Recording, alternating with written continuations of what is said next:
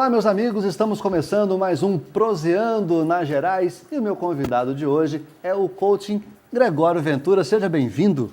Obrigado, Denis, né? Estamos aqui para prosear, né? Fazer uma conversa legal. E eu falo, abrir o livro da vida da gente aqui, né? E nós vamos contar a história aqui. Vamos começar primeiro sabendo da onde você veio. Montes Clarense mesmo, não? Não, eu nasci em Gromogol, naquela cidade maravilhosa, né? Bonita cidade. Temos aquela igreja maravilhosa, aquela igreja construída ali toda de pedra, né? Cachoeiras. Então, cachoeira, né? Areinha branca. Então, ali que eu passei minha infância. Nasci lá em Gromogol. E quem eram seus pais? Quem são seus pais? Tem mais irmãos? Então, minha mãe é mineira, minha mãe é de Cristália, né? Minha mãe chama Ivone. E meu pai veio da Paraíba, né? Meu pai mexia com pedras preciosas, diamantes. E veio lá da Paraíba, atrás, lá tinha uns garimpos em Gromogol. Ele veio exatamente comprar pedras preciosas, gostou da cidade, viu um potencial. Na época tinha muito essa questão das pedras preciosas lá. E ele conheceu minha mãe, né? E minha mãe muito nova, né? Ele já mais velho, né? Então casaram, né? Se encontraram, casaram. E exatamente ele com 62 anos me teve, tá? 62 anos? Trabalhou forte. Trabalhou, ele era forte. Paraibano, você já viu, né? As comidas, né? Forte, pimenta. Forte, pimenta, né? Aquelas buchadas, as buchadas. Então me teve, né? Graças a Deus, né? Então, meu pai já faleceu, né? E aí eu tenho mais um irmão que é filho de minha mãe. Ele chama Adelson, né? É o irmão que mora também aqui em Montes Claros. Então, assim, é um pouco da minha família. Eu imagino que essa época devia ter um bocado de amigos, né? Porque cidade pequena é muito mais gostoso para poder brincar, para se divertir. Farra na rua, então, é uma beleza. Sim. É verdade, assim, eu gostava muito da escola, estudei lá até o 4º ano, né? 4 anos lá, entrei no pré. Então, assim, era aquela farra mesmo, igual você falou. A gente podia sair para brincar, à noite era boa, ia brincar com esconde-esconde, né? Aquela coisa, né? Ia brincar com as meninas, ia brincar de maê, depois a gente ia brincar também de bolinha de gude, né? Aquelas coisas aquelas brincadeiras gostosas, né? Da infância tinha aquelas brincadeiras que tão as crianças boas. de hoje praticamente não veem mais. Não veem, não conhecem, não né? conhecem. Porta-bandeira, não adorava brincar de porta-bandeira, na né? correria da roubar a bandeira, né? Então, assim, aí a gente faz aquelas amizades, todo mundo se conhece, como você disse, né? Na escola, e meu pai também tinha um pequeno sítio, uma fazenda. Eu ia a pé para essa fazenda, atravessava o famoso Córrego das Mortes, né? Atravessava a pé, ia para essa fazenda, né? E às vezes lá brincava também, passava lá o final de semana lá, né? Ia estudar durante a semana, o final de semana ia para lá, brincar um pouco, né? Você me contando divertir. aí, eu estou pensando, o pessoal de casa está imaginando. Imagina o que não fez de travessura uma pessoa dessa, com toda essa liberdade, com esse bando de amigos aí, deve ter tido histórias do Arco da Velha, né? Não, tiveram algumas histórias, né, bem interessantes, né? Uma coisa assim, olha para você ver, né? Que a gente, criança, brincava de tudo, aquelas pedras, Gromogol muito cheio de pedra, muito cheio de coisa, né? Tinha tal de jogar pedra na lagartixa, né? Jogar pedra na lagartixa. Pedra na lagartixa. Coitada da lagartixa. Aí, com o vizinho lá, né? Começamos a jogar pedra na lagartixa, daqui a pouco o rabo da lagartixa para lá, a lagartixa caía, aí morria, coitadinha da lagartixa, e a gente lá inventar de fritar a lagartixa, né? Peraí, nós vamos até tomar um pouco de água aqui. Sim, eu também. Fritaram a lagartixa? Fritaram a lagartixa. Comeram a lagartixa? Não chegamos a comer, deu uma experimentada, sabe? Menos mal. Experimentamos, sabe? Para ver se tinha um gostinho tinha um gostinho bacana, de lagartixa. De lagartixa mesmo, sabe? O pessoal tá ficando verde Até em casa hoje eu já. não acredito que eu fiz isso. Criança, eu vou te contar, meu amigo. A única pessoa no mundo que eu conheço que provou o gosto de uma lagartixa. Que pelo menos revelou, né? Pelo menos sabe que contou. Porque tanajura, eu confesso que eu já fiz altas fritadas. Já apareceu na tanajura. Mas lagartixa é a primeira vez. Pois é. E tem uma história interessante, né? lá na roça do meu pai, a gente andava às vezes quilômetros para chegar lá, e aí um belo dia a gente vinha da roça, já era o domingo lá por volta de 5 horas, né? Daqui a pouco eu de longe, criança, 6, 7 anos, não me lembro exatamente, né? Daqui a pouco lá longe passa, eu vejo um tatu e eu falo para meu pai, é um tatu, aqueles tatu, né? Saímos correndo atrás do tatu, foi meu pai, meu irmão, que o tatu estava entrando no buraco, meu pai pegou e estava já com a faquinha, matou o tatu, e aí eu, né? Eu que vi o tatu, eu que mostrei, resolvi, eu vou levar o tatu, né?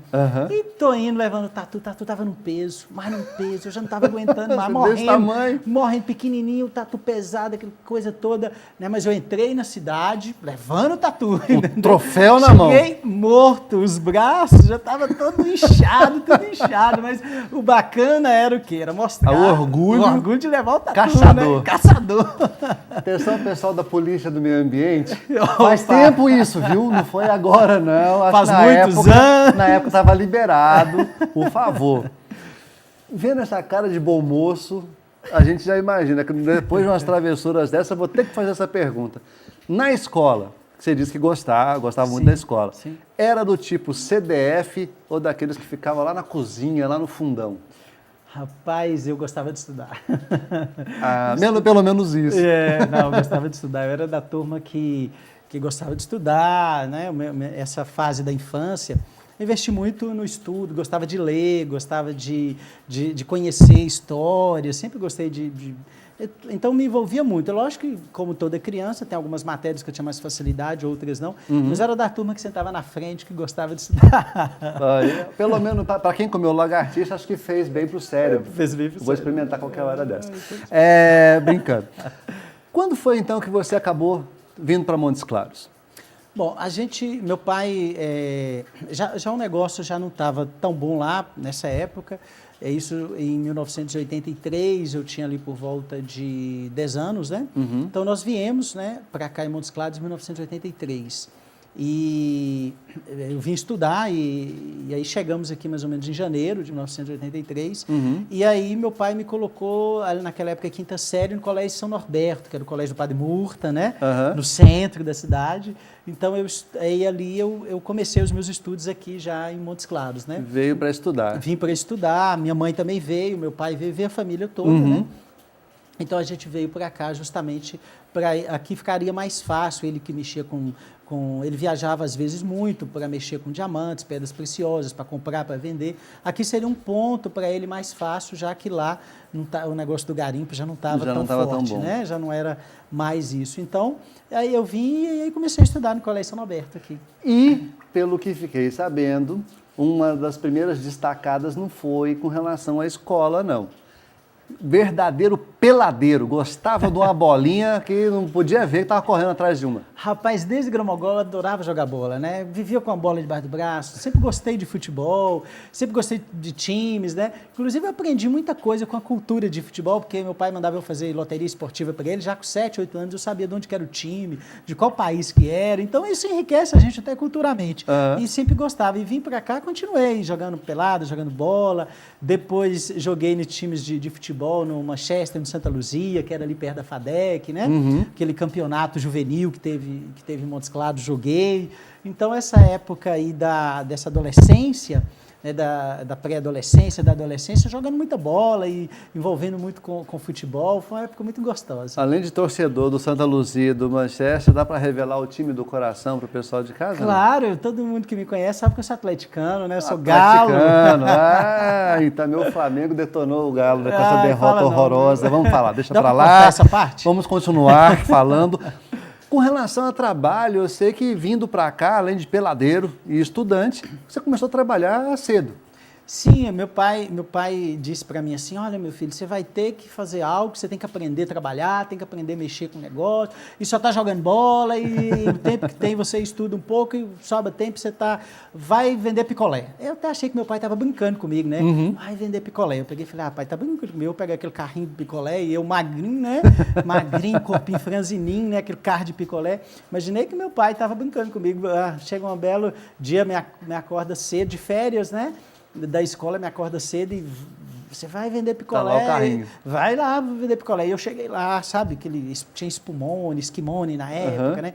Aí eu chego lá, aquele monte de gente para vender picolé, aquela época tinha aqueles monte de carrinho.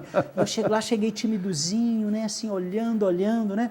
Aí eu falei, meu Deus, será que eu vou mexer com isso, né?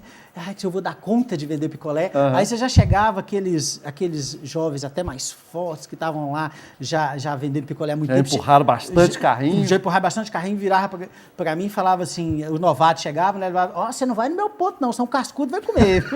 E eu já falava, pronto, agora onde é que eu vou vender picolé? Ameaçava. Aí daqui a pouco o cara entregou o carrinho do picolé para mim, aquele tem pesado, né? E ele falou para mim, ó, se perder algum, você tem que pagar.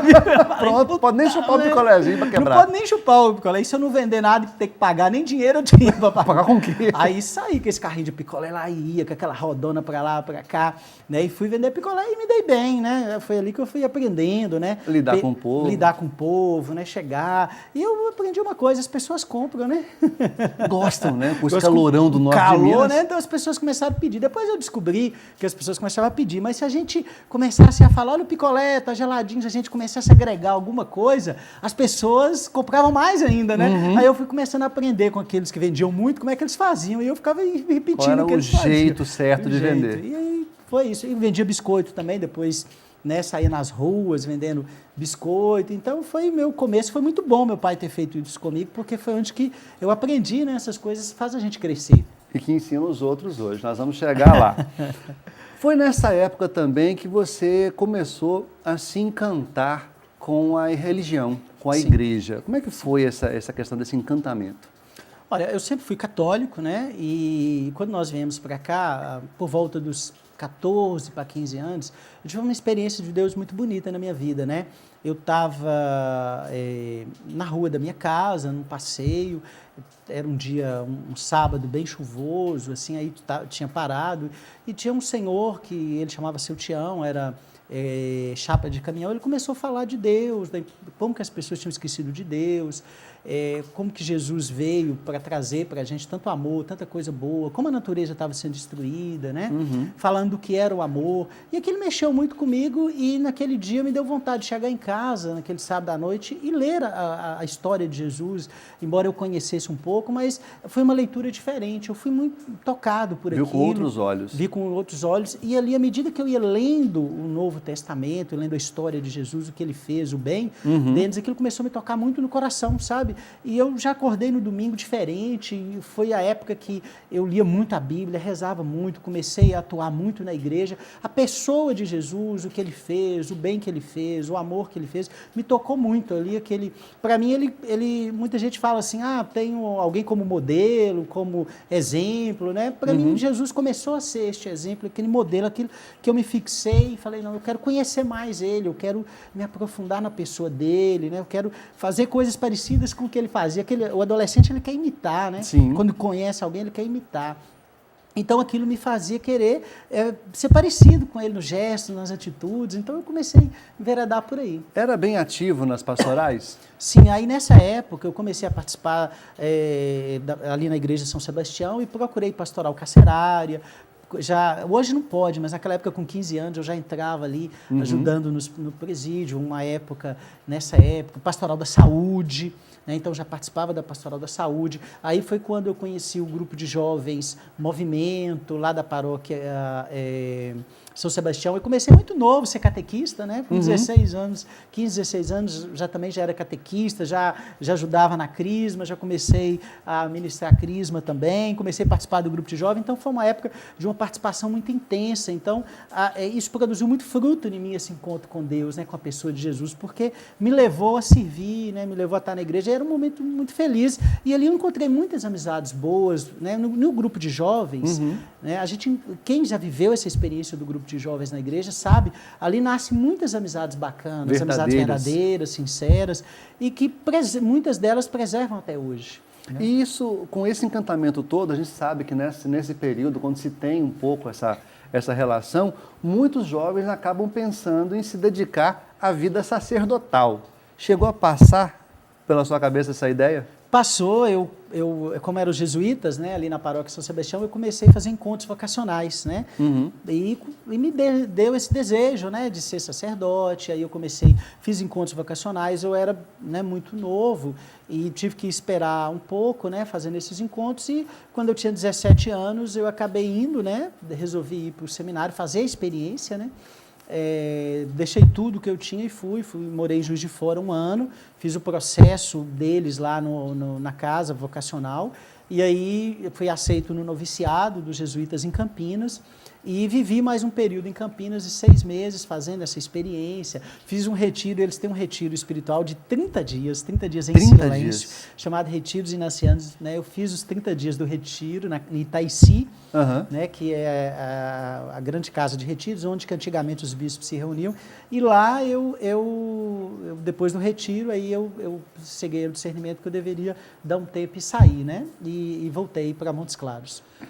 E aí chegou aquele momento de falar assim, mas o que foi, por que a gente acabou perdendo um bom padre e ganhando um excelente administrador? Nós vamos responder isso daqui a pouquinho, depois do intervalo. Ficou curioso? Então segura a onda aí, a gente volta já já.